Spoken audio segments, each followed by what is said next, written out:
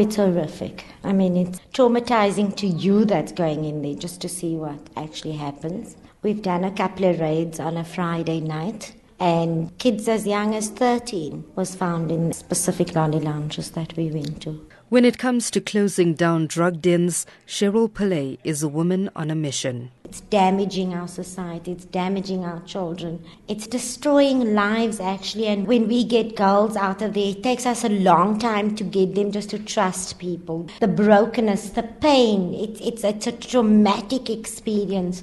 They are promiscuous to feed their habits. They are used in the lolly lounge to get guys to buy more. It's just a scary thing. I don't know what's going to happen to our children unless something is done soonest. Cheryl works with a group of people who go into these lounges and literally pull out teenage girls. Some parents look for their children 2 weeks, 3 weeks, the children's missing, and they're just at their wits' end. They really don't know what to do. I mean, I had one of the parents actually arrange for her own child to be kidnapped out of a lolly lounge.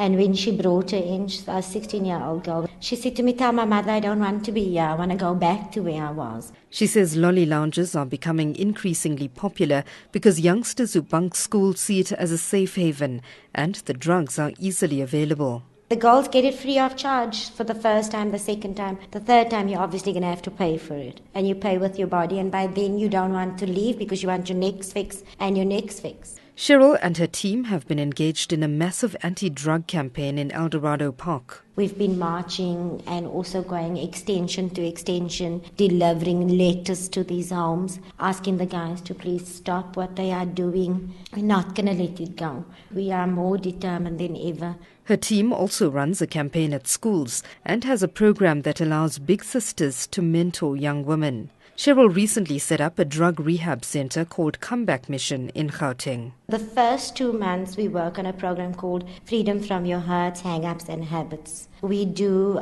a moral inventory, which is the most painful one. Then we actually do a mock-up funeral. We cremate that piece of paper.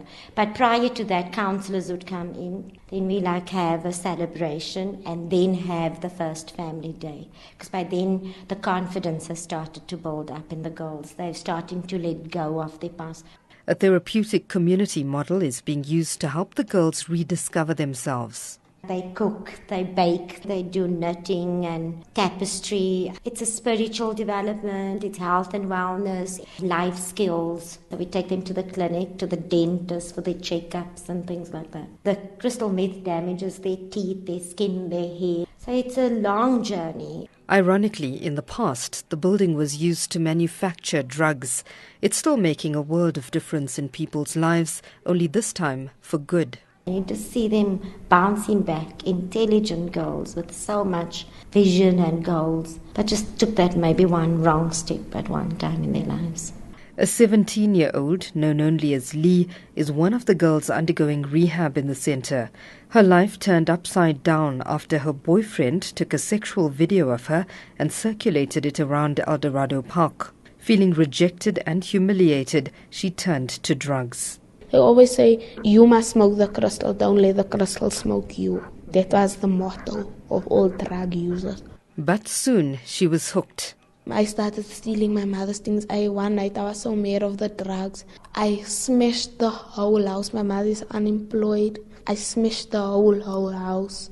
The cups, the plates, TV, everything I smashed. My mother, she tried to help me many times.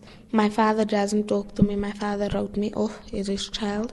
Tomorrow, Lee shares her chilling experience at a lolly lounge she visited and expresses remorse for putting her parents through hell.